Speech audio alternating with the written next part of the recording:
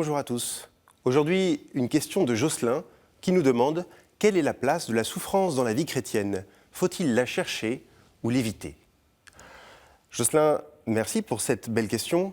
La question de la souffrance est toujours une question extrêmement difficile et délicate à aborder. Parce que la souffrance, lorsqu'on y est confronté, on est souvent dans un sentiment de solitude face à cette souffrance et personne ne peut vous dire comment vous devez vous comporter dans la souffrance, ce que vous devez faire avec, évidemment. Cela étant dit, on peut remarquer qu'il y a plusieurs sortes de souffrance. Ce qui est vrai, c'est qu'elle n'est jamais souhaitable. La souffrance est un mal, et en tant que chrétiens, nous le rejetons, le mal. Nous rejetons donc toute forme de souffrance.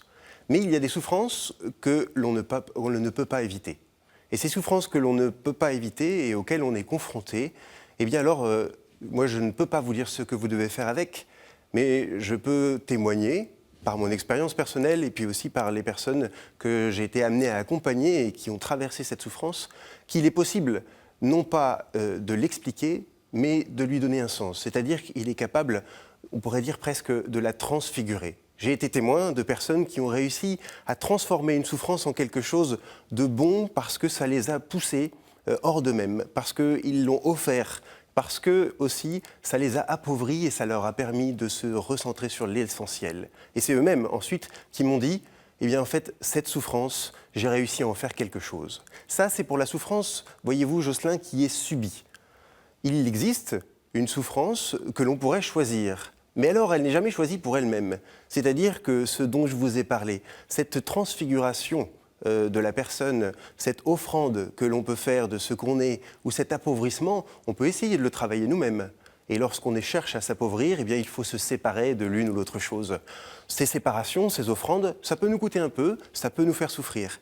Mais vous voyez que la souffrance alors n'est pas choisie pour elle-même. C'est une conséquence de quelque chose de beau et de grand que nous voulons faire, que nous voulons offrir et donner. Comme un sportif.